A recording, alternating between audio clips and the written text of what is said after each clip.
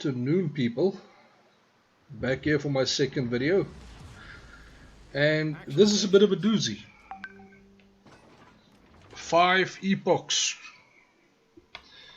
Yep, that is why I am busy driving the Leander over here. It is basically just a normal tech tree British cruiser. Doesn't come with HE, just AP, but it's got some very good penetration for the caliber of AP that you do get on the ship, which is the reason why AP from these 150 odd mil guns seem to hurt a little bit more than AP from, you know, the Germans or the Russians at the same tier.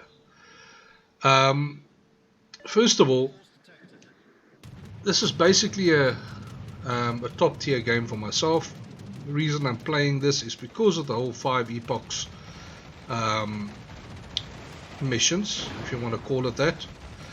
I just want to get some more containers, try and complete a collection, that sort of thing. So hence my tier 6 ship choice. And as you can see here, just trying to dodge some incoming fire, looking left and right to see who's been shooting, just so that I can make sure I put my ship in a position to dodge as many shells as possible.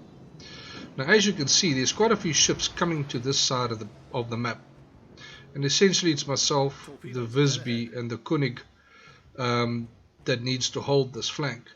So far we can see a destroyer, a Molotov, New Mexico and a Queen Elizabeth coming around this area, and we are going to face a fair bit of harassment from the CV as well. So you can effectively call it five ships.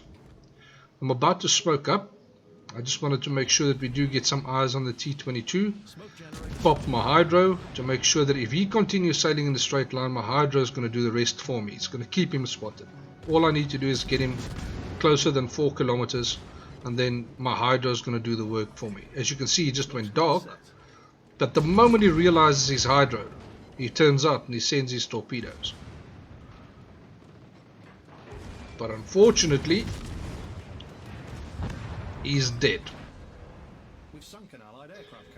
So dodging his torps in the water relatively easily. First ship down.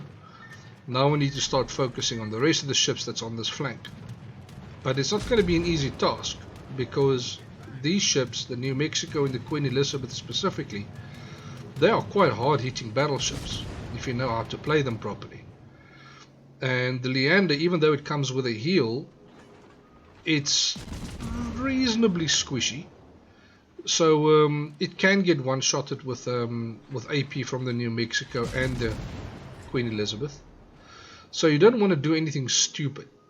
You don't, for instance, want to sit perfectly broadside in smoke all the time. You basically want to be moving as well, you know, not shooting from the same spot all the time. And you want to make sure that there's enough distance between you and the battleships that by the time that your smoke runs out, you can disengage and reposition. It's one of the most crucial aspects of playing one of these smoke cruisers on the British line. You have to be aware of your surroundings all the time.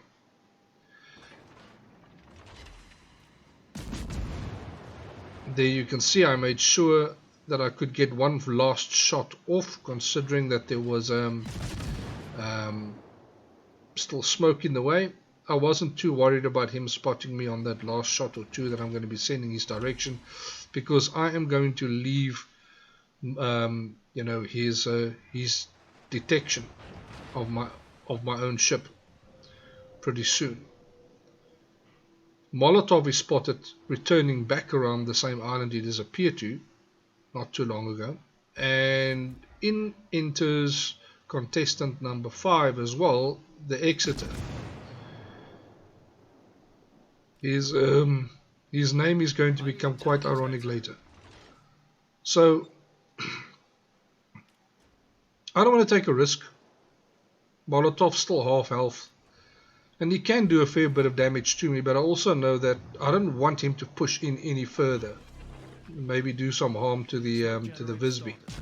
So I smoke up to shoot, and as I smoke up, in comes the Koenig shells and take away 10k of his health, which leaves me with only about 4k to take. And now I'm sitting in smoke that is effectively useless. Yes, it's hiding me from CV planes and that sort of thing, but it doesn't really provide me with cover for shooting at ships. So I was faced with an opportunity here. Either I leave the smoke and reposition and re-smoke somewhere else once it comes back online 2 minutes later, or I can just wait and see what the enemy does. And with a minute left on the smoke, I realize that the exiter is going to exit from behind that island with about a minute left on my smoke, and we can at least try and get rid of him without any danger to myself. Now, the destroyer that is in my smoke with me is actually quite instrumental to the performance, my own performance in this game. Because even though he knows that his own game is limited to his torpedoes and a little bit of spotting, mainly because he doesn't have any of the fun little toys that most destroyers get, like smoke and hydro. So him camping in my smoke right now was the right thing to do, considering that we did have a ship that could spot those ships coming around the corner, and we currently have a CV sending planes in that area. And this Visby is going to be instrumental in keeping the rest of the ships spotted on this flank while we do take care of them. And it's not often that you do get that kind of team play, and it felt nice to have that kind of team play on the team without having to bash your head on a keyboard until, you know, someone does something unasked for. Just turning my nose in, cutting a little bit of speed, seeing if I can't dodge most of the incoming shells. I hit one, but it's basically an overpen, so it wasn't too bad. And I'm trying to keep an island between myself and the two battleships surrounding that corner while trying to navigate the CV trying to drop me as well. So it is not the best time right now, but I'm also trying to not do something stupid. Bang on the brakes again, dodge incoming shells. Once these planes, the enemy CV planes go away, you know, I'll have free reign essentially to move wherever I want to go right now. But all I'm hoping for right now is that my smoke covers me before the guns of the Queen Elizabeth comes back online, and it did. So I'm reasonably safe. Keeping my ship slightly angled. Not that it's going to do much if those AP shells hit me, but it's just a good habit to get into, keeping your ship angled. Initially I wanted to see whether or not I could possibly send torpedoes for the Queen Elizabeth if it wanted to straighten itself out and come straight towards me, but then I realized that the New Mexico might actually be a perfect candidate to torpedo here. All he needs to do is get within 7 kilometers of my torpedoes, and he's quite on the limit right now. But I also know we might be following the same path as the Queen Elizabeth. So if he breaks speed for any reason whatsoever, he's going to eat a torp or two. And so far so good. It looks good. He did turn in a little bit, shortening the distance between myself and him. And there you go. He eats one.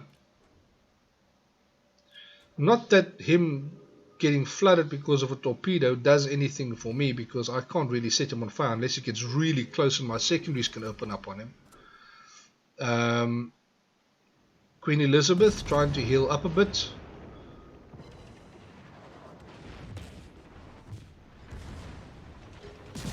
And this is where your damage output in a British cruiser seems to drop off a little bit. You know, the moment that any battleship or cruiser, you know, go nose into you, you tend to have a lot of ricochets and not that many pings.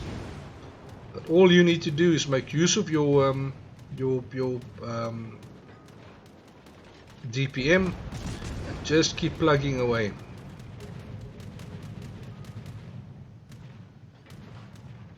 other side didn't do too badly, but they didn't take out too many of the enemy ships as well, considering how many of them are there. But that is going to change reasonably soon as well. All we need to do is we need to finish off this flank. We don't want the New Mexico to push around the corner. So I'm keeping this little island between myself and the New Mexico, so he can't shoot at me while the aircraft carrier is spotting me. And I can see that my smoke is going to be back online in about 5 seconds. So I just want to dodge as much as I possibly can. I did make a little mistake there by using my my Damicon a little bit too early, without knowing whether or not the plane is going to have another run on me, and he did, and I am now burning because of that. I should have just let it burn until the planes were done with their drops. And this is what we've been waiting for. Me asking the destroyer for intelligence data, him acknowledging he's going to spot, and that's it. That will be the end of this New Mexico. He's shooting, but he's overshooting my smoke by quite a margin.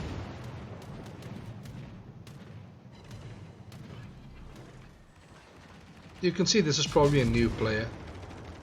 Doesn't quite have the old smoke firing mechanics down yet. So he was definitely smoking it or shooting a little bit too high. Dodging another plane drop.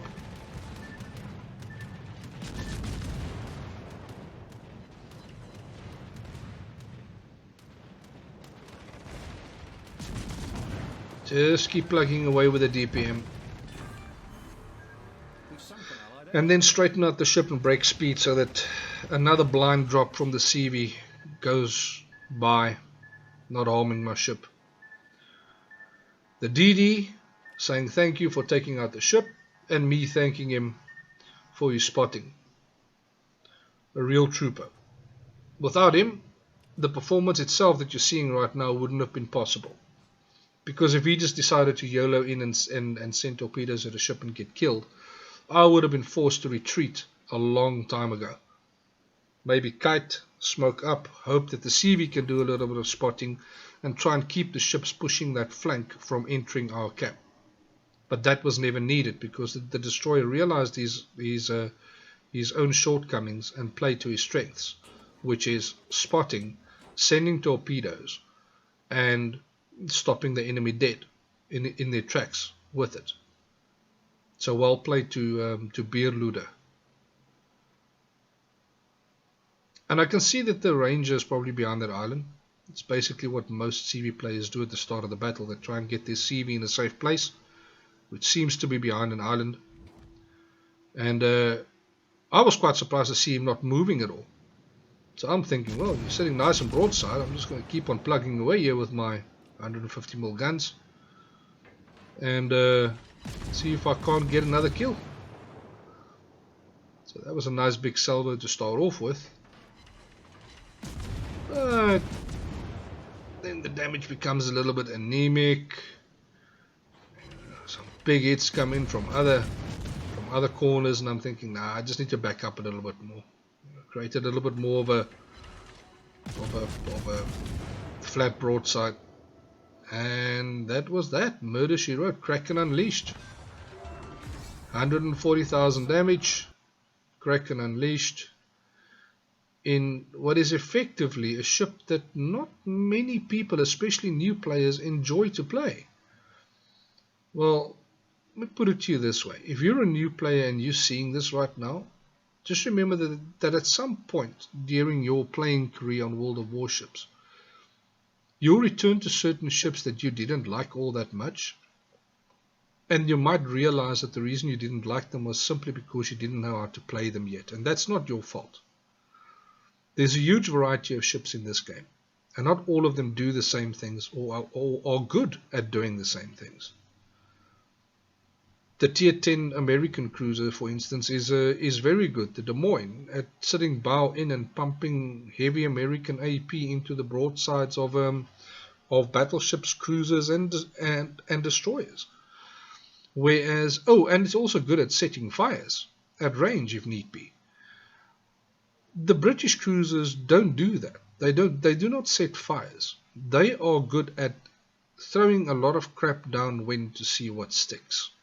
And first prize are usually putting yourself in a position to take advantage of enemy ships pushing a certain flank and giving you copious amounts of broadside.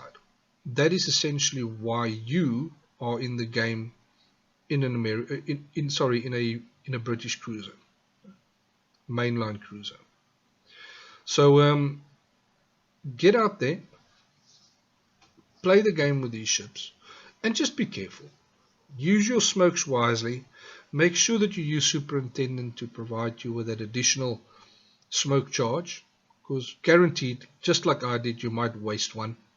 But at least it's going to give you enough of them to see you through to the end of the battle, usually.